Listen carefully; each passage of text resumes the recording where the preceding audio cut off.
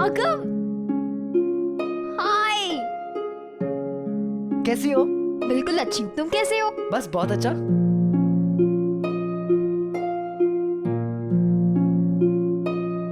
सुहानी? Yes.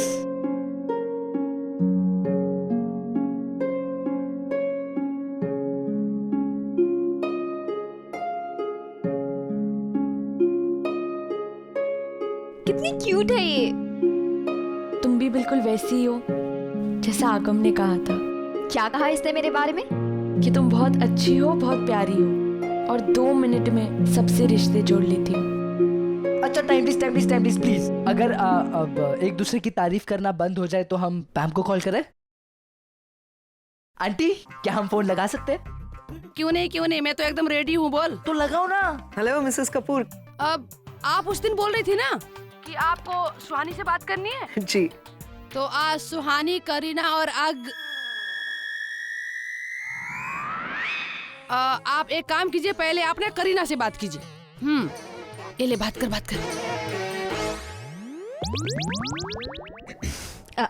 Hi aunty, कैसी हैं आप? Well that's good. सुहानी को फोन दो ना। यस वो यही है। Hi mom. Hi Suhani, how are you my baby? बहुत अच्छी हूँ, दिल्ली एंजॉय कर रही हूँ, बहुत ही अच्छी सिटी है। क्या क्या देखा दिल्ली में? हाँ, दिल्ली में क्या क्या देखा? इतना क्यों सोचना पड़ रहा है? ऐसा क्यों बिहेव कर रही हो जैसे कि तुम दिल्ली में नहीं हो, कहीं और हो? दिल्ली में ही हो ना तुम? नहीं, मैं दिल्ली में ही हूँ एक्चुअली। बहुत कुछ देखा ना। तो India gate, red fort, Chandni Chowk, Connaught place. एक टिकट में दिल्ली दर्शन। क्या क्या कहा? I mean, एक दिल्ली मतलब एक टिकट में फुल दिल्ली दर्शन हो गया mom. Darshan and all, not bad. अच्छा, अब दर्शन वर्शन सब बंद करो क्योंकि तुम्हें वापस आना है। निवेदिता का रोका होने जा रहा है, यानी कि तुम्हारी डैड की एंगेजमेंट होने वाली है बहुत जल्दी, so you have to come back tomorrow evening. हाँ, okay mom. Okay baby, bye bye love. Alright, ये काम हो गया। अब तुम दोनों की बारी। फाइनली नील निवेदिता का रोका हो रहा है। ये सेलिब्रेशन धमाकेदार होना चाहिए। ओके? कमाल है देविका, मजा आ गया ना फिल्म देख करके।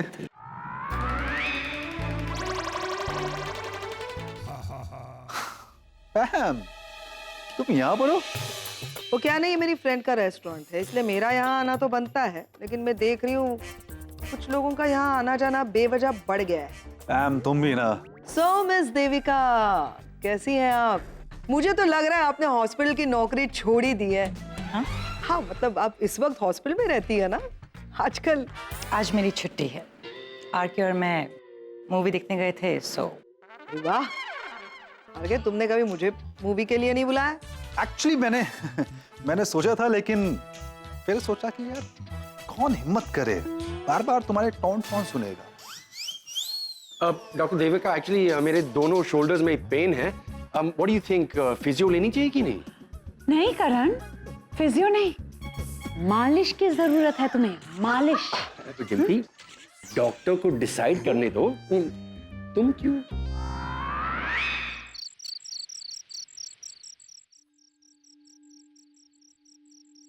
अरे करीना, सोई नहीं अब तक? आप भी तो जाग रहे हो।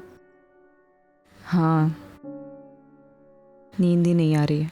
मेरे डैड कहते हैं कि नींद नहीं आने की 2 वजह होती है, एक जब तबीयत खराब हो और दूसरी जब दिल दर्द कर रहा हो।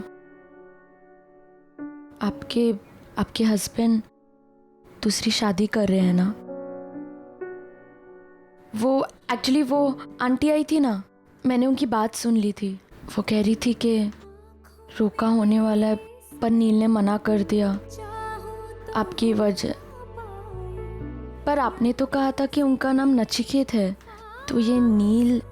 अमेरिका जाने के बाद उसने अपना नाम चेंज कर लिया, नचिकेत से नील हो गया।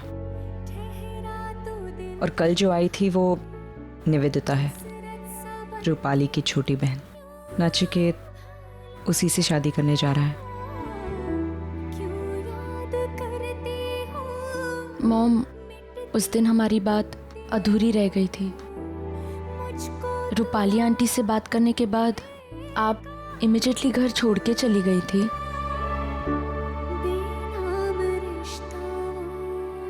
नचिकेत से बहुत प्यार करती थी मैं, इसलिए कहीं ना कहीं सोचती थी कि वो मेरे साथ ऐसा नहीं कर सकता। आई वॉज होपिंग कि वो आकर मुझसे बात करेगा, मुझे समझाने की कोशिश करेगा, लेकिन उसने ऐसा कुछ भी नहीं किया। उल्टा दूसरे दिन उसने मुझे पे इतना बड़ा इल्जाम लगा दिया। करीना, उसने मुझे रूपाली की मौत का जिम्मेदार ठहरा दिया। ऐसा क्यों? नचिकेत का कहना था कि मौत से एक दिन पहले रूपाली ने हमारे घर पे फ़ोन किया था और मैंने जानबूझकर वो कॉल नचिकेत को नहीं दिया था। इसी की वजह से उसे सही वक्त पर ट्रीटमेंट नहीं मिली और उसकी मौत हो गई।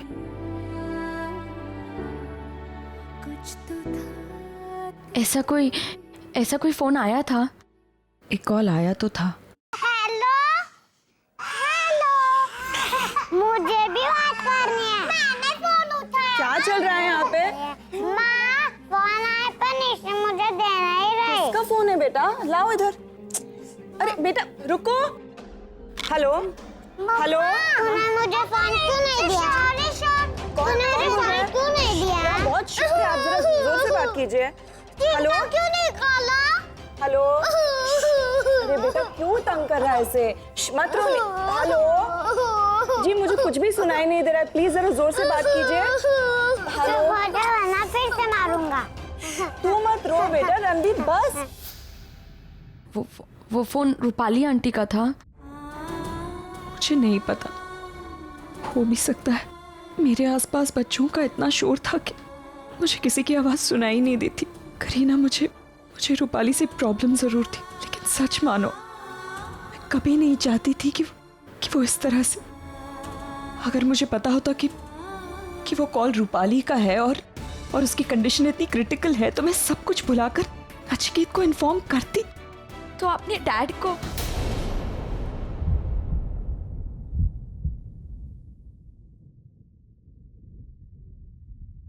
मेरा मतलब है कि अपने आगम के डैड को कहा नहीं ये सब? कोशिश तो की थी, लेकिन रूपाली की मौत के बाद वो मेरी किसी भी बात पर विश्वास ही नहीं करते थे और यही मेरे लिए सबसे बड़ा सदमा था। विश्वास टूट गया था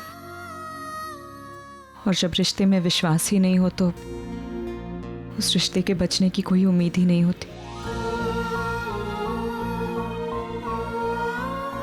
एक तरफ मॉम ने डैड को गलत समझा, दूसरी ओर डैड ने मॉम को।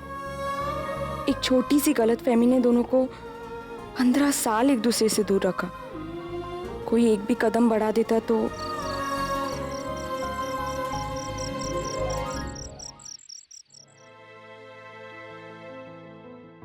आगम, हमारा शक बिल्कुल ठीक था। इसमें मॉम की कोई गलती नहीं थी। ये सब कुछ एक श्योर मिसअंडरस्टैंडिंग है, पता है? आई कांट बिलीव सिर्फ ये एक मिसअंडरस्टैंडिंग की वजह से मॉम और डैड इतने सालों तक दूर रहे। सुहानी, आई थिंक हमें डैड से जल्द इस बारे में बात करनी चाहिए और जल्द से जल्द उनका रोका कैंसिल कर देना चाहिए। एक बार निवेदिता आंटी उनके लाइफ से चले जाए, फिर हम मॉम डैड को एक दूसरे के पास लाने की कोशिश कर सकते हैं। पर आगम, अमन अंकल का क्या? वो तो ऑलरेडी मॉम की लाइफ में है ना। आगम, क्या हुआ? एक पल के लिए तो मैं भूल ही गया था डॉक्टर अमन भी तो है। सुहानी, ये हमारे साथ ही क्यों होता है? वर्ल्ड के बेस्ट मॉम एंड डैड है हमारे पास, बस वो एक दूसरे के साथ नहीं है। यार, why did mom do this? Why did she move on? आगम, रिलैक्स। मॉम कहती है कि गॉड इज ग्रेट, कोई ना कोई रास्ता तो निकाल ही देंगे ना। वैसे अब तो मुझे उन पे भी विश्वास नहीं।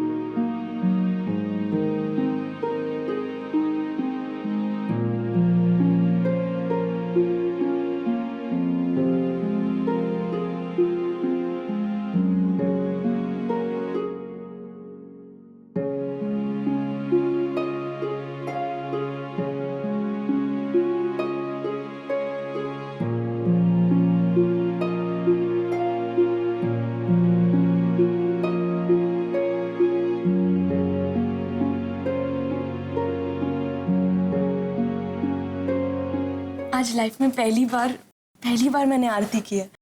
एंड इट्स वाओ, कितना अमेजिंग है ये सब। बेटा तुम्हारे घर में आरती नहीं होती? नहीं, एक्चुअली घर पे मैं और डैडी है और डैड हमेशा काम में बिजी रहते हैं। बाय द वे, आज कोई स्पेशल डे है, इतनी बड़ी आरती एंड ऑल। बेटा आज रामनवमी है। आज के शुभ दिन श्री राम जी का जन्म हुआ था, इसीलिए हम ये पूजा और आरती करते हैं। और हाँ, आज के दिन तुम राम जी से जो भी मांगोगी ना, वो तुम्हारी विश पूरी करेंगे। एक मिनट।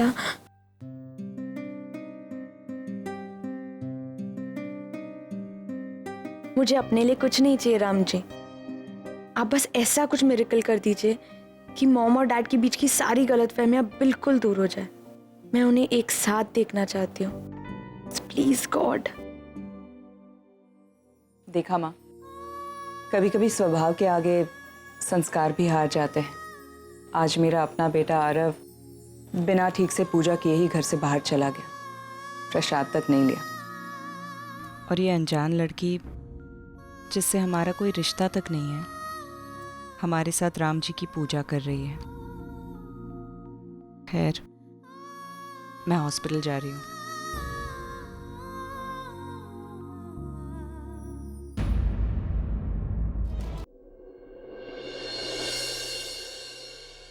हेलो। हाय आरव।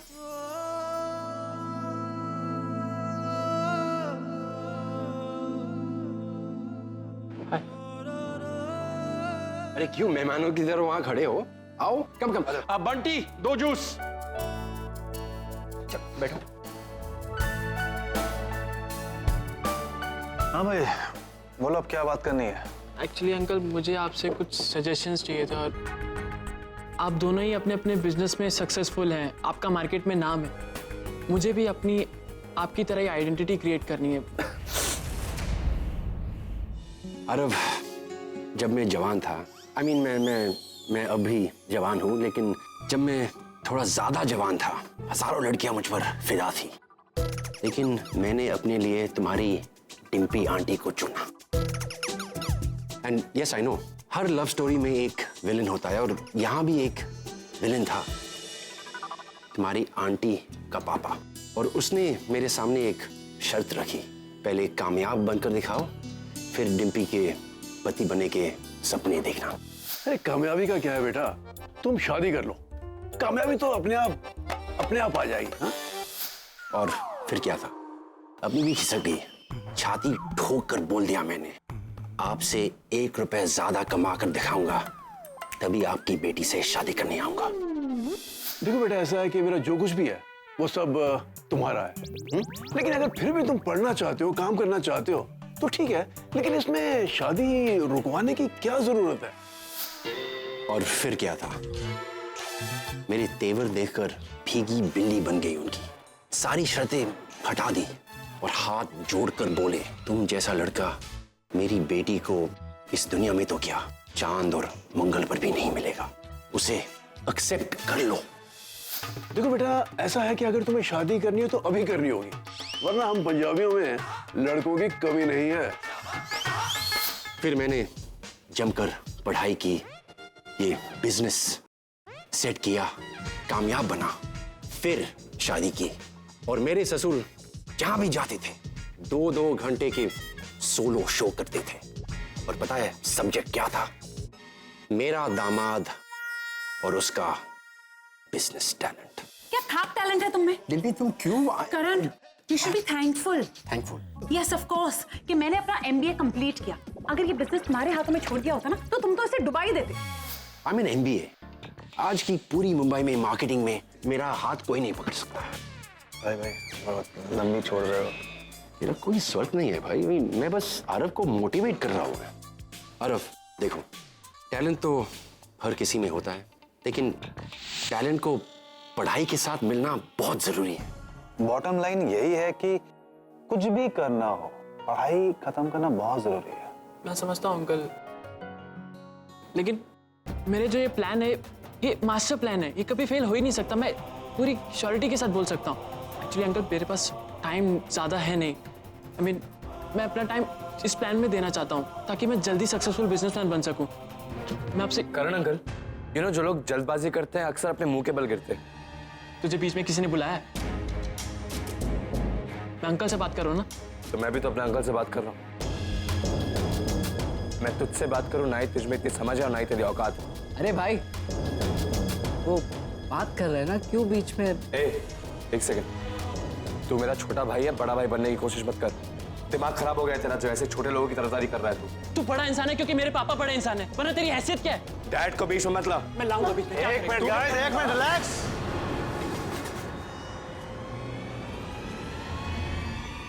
दो बड़े लोग बैठे हैं यहाँ पर, कुछ बोल नहीं रहे हैं, इसका मतलब ये नहीं कि तुम लोग अपनी लिमिट क्रॉस करो। नवीर, इधर आओ।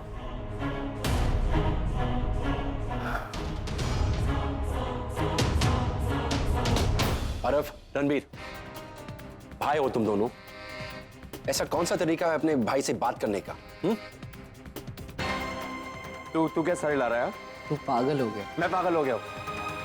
तो खड़ा है, जा उसके पास, जा भाई के पास, जा अपने। Thank you so much uncle. मैं निकलता हूँ।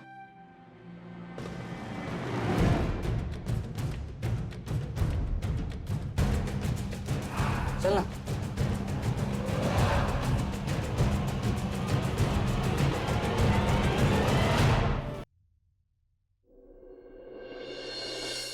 क्या चाहती है तू?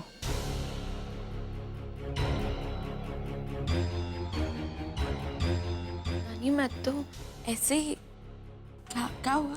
अगर कुछ नहीं तो तुम यहाँ पर क्यों हो? मैंने कहा ना मेरे डैड आउट ऑफ इंडिया। बस, कितना झूठ बोलो। मैं जानती हूँ तुम कौन हो। सुहानी, यही नाम है ना तुम्हारा? कल मैंने तेरी और आगम की सारी बातें सुन ली थी। बड़ी गलती करी है तुमने यहाँ पर आकर। अगर रागिनी को पता चलेगा कि तू सुहानी है तो तूने सोचा भी नहीं होगा उसका अंजाम क्या होगा। एक मिनट मेरी बात सुनिए। मुझे अंदाजा है, पर मैं यहाँ मॉम को हर्ट करने नहीं आई। सच्ची नानी, मैं सिर्फ मिसअंडरस्टैंडिंग्स क्लियर करने आई हूँ नानी। 15 साल पहले क्या हुआ था ये डैड ने मुझे सब बता दिया। लेकिन नानी, वो डैड का पॉइंट ऑफ व्यू था। नानी मैं यहाँ रागिनी मॉम का पॉइंट ऑफ व्यू जानने आई हूँ। नानी मैं सच्ची कह रही हूँ, मैं मॉम को हर्ट करने नहीं आई, सिर्फ सच्चाई जानने आई हूँ। जानती हूँ मेरी वजह से मॉम डैड का तलाक हुआ। और नानी सच्ची, मैं चाहती हूँ कि फिर से सब ठीक हो जाए, वो वापस एक हो जाए। मेरे डैड की कोई गलती नहीं है तो भी उन्हें सजा मिल रही है नानी।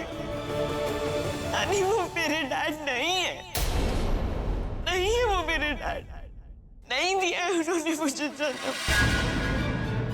उन्होंने तो बस उनका नाम मुझे दिया।